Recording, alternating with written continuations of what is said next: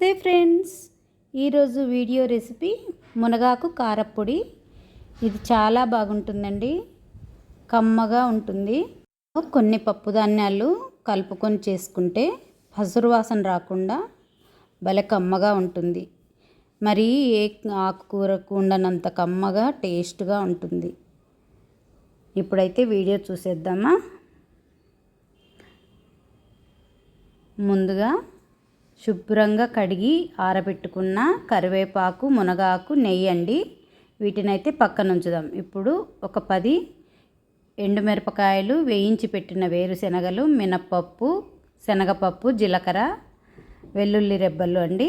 వీటన్నిటిని పక్కన ఉంచి స్టవ్ వెలిగించి మందపాటి బాండీనైతే పెట్టేసుకొని ఒక 2 స్పూన్ల నెయ్యినైతే వేసుకోవాలి. వేసుకున్న తర్వాత 2 స్పూన్ల పచ్చిశనగపప్పు, 2 స్పూన్ల మినపప్పునైతే వేసేసుకొని దోరగా లో టు మీడియంలో ఫ్రై చేసుకోవాలి. పప్పు ఎంత చిన్న మంట పైన ఫ్రై చేస్తే అంత బాగా రుచిగా ఉంటుందండి కారప్పొడి. ఇప్పుడు 1 స్పూను ధనియాలను కూడా వేసుకొని ఒక్కసారి ఆ విధంగా కలిపేసుకుందాం. 2 స్పూన్ల వేరుశెనగ గుండ్లను కూడా వేసుకొని వేయించి పెట్టినట్టు కాబట్టి ఇవేం పెద్దగా వేగనక్కర్లేదండి. తర్వాత 1 స్పూను జీలకర్రను కూడా వేసుకొని లో ఫ్లేమ్లో ఫ్రై చేయాలండి. ఏ పప్పునైనా కూడా చూడండి, ఎంత మనం లో ఫ్లేమ్లో ఫ్రై చేస్తే అంత టేస్ట్గా ఉంటుందండి కారప్పొడి. చిన్న నిమ్మకాయ సైజు అంత చింతపండునైతే వేసేసుకొని ఒకసారి బాగా కలుపుకోవాలి. ఇప్పుడు పప్పు అంతా వేగిన తర్వాత మంచి సువాసన వస్తుందండి. ఇప్పుడు బాగా వేగిపోయినాయి కదా అంతా. వీటన్నిటిని ఒక గిన్నెలోకి అయితే తీసేసుకొని చల్లారనిద్దాం. అదే బాండీలో ఒక 10 ఎండుమిరపకాయలను అయితే వేసుకోవాలి.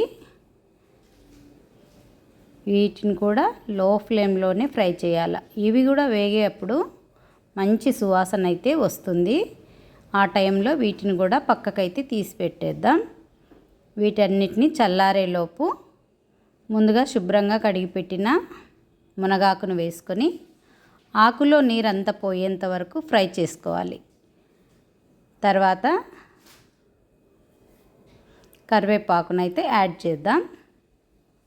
ఇప్పుడు 2 ఆకులనైతే క్రిస్పీగా అయ్యేంత వరకు ఫ్రై చేద్దాం. మునగాకు, కరివేపాకు తినడం వల్ల మన శరీరంలో ఎంతో లాభాలు చేకూరుతాయండి. శరీరం యొక్క మెటబాలిక్ రేటు పెంచుతుందండి ఈ ఆకుకూరలు.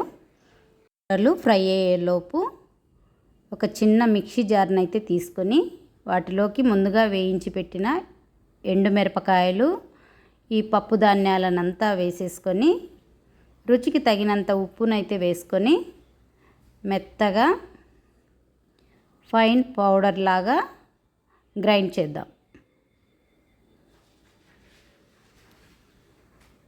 చూడండి ఎంత క్రిస్పీగా అయ్యాయో. ఇప్పుడు ఈ ఆకునంతటిని మనం మిక్సీ పట్టిన పప్పుల పొడిలో అయితే వేసేసుకోవాలి. క్రిస్పీగా ఆకులనైతే ఫ్రై చేసాం కదా, మునగాకు, కరివేపాకు, వీటిని ఈ పప్పుల పొడిలో అయితే వేసేసుకోవాలి. కొద్ది కొద్దిగా వేసేసుకొని ఆకు తొందరగా పొడి అయిపోతుందండి.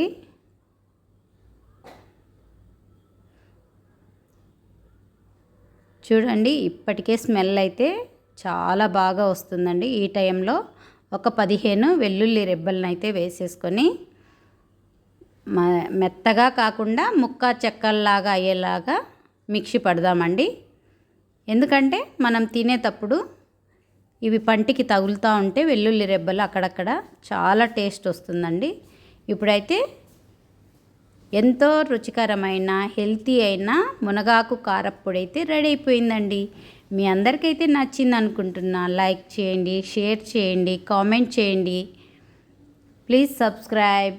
ఎవరైనా నా ఛానల్ని ఫస్ట్ టైం చూస్తుంటే ప్లీజ్ సబ్స్క్రైబ్.